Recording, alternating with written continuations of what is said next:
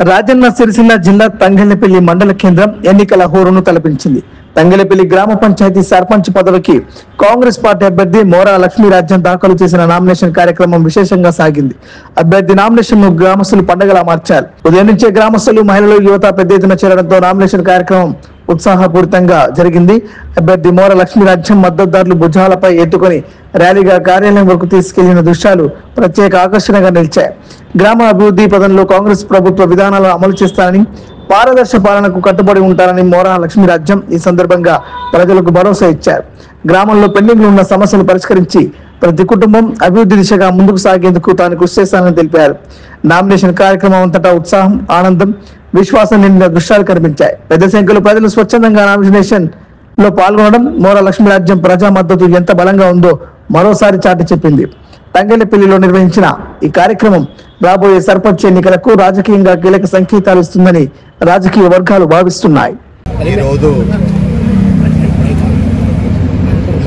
స్థానిక సంస్థల్లో ఎలక్షన్ల భాగంగా నేను ఈరోజు నామినేషన్కు మా తంగళ్లపల్లి గ్రామ కుల పెద్ద సంఘాల వారి ఆధ్వర్యంలో వాళ్ళ ఆఫీసులతో నేను ఈరోజు నామినేషన్ వేస్తున్నాను.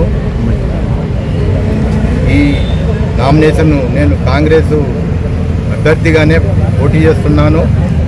అదేవిధంగా కాంగ్రెస్ నుండి నేను ఇప్పటి వరకు 2 కోట్ల రూపాయల వర్కులు చేసినాను. ఈ అనతి కాలంలో 2 సంవత్సరాల్లో మా రేవంత్ రెడ్డి గారి నాయకత్వంలో, మా కాంగ్రెస్ నాయకుల నాయకత్వంలో, వారి అండదండలతోటి మా తంగళ్లపల్లి గ్రామంలో 2 కోట్ల రూపాయల వర్కులు పూర్తి చేసినాను.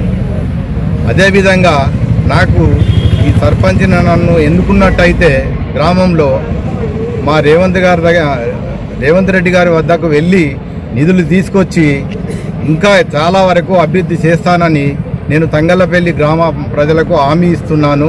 అదేవిధంగా నేను గతంలో ఉప సర్పంచ్గానే చేసుకుంటూ 8 ఏళ్ల పరిపాలనలో నేను ఉన్నాను. అప్పుడు చాలా వరకు నేను వాటర్ ట్యాంక్ కట్టినాను, పైప్ లైన్లు వేసినాను. అప్పుడు నాకు చాలా అనుభవం ఉన్నది. గత ఈ 15 సంవత్సరాల్లో దొంగలుగా మోపై గ్రామ పంచాయతీ నిధులను మరియు అదేవిధంగా భూములను అక్కడ దోసుకుంటూ చేసినారు. నాకు ఇప్పుడు అవకాశం ఇస్తే, నన్ను ఎన్నుకున్నట్టయితే నేను గ్రామానికి చాలా వరకు అభివృద్ధి చేస్తానని హామీ ఇస్తూ ఇప్పుడు నేను ఇంకా అభివృద్ధి చేస్తానే ఉన్నాను. నా పదవిలో లేకున్నా కానీ అభివృద్ధి చేస్తున్నా, ఇప్పటికీ నడుస్తున్నాయి. ఇంకా నిధులు తెచ్చి మా కాంగ్రెస్ పార్టీ నుంచి నేను అభ్యర్థిగా పోటీ చేస్తూ మరి అందరూ నన్ను ఎన్నుకోవాలని గ్రామ ప్రజలకు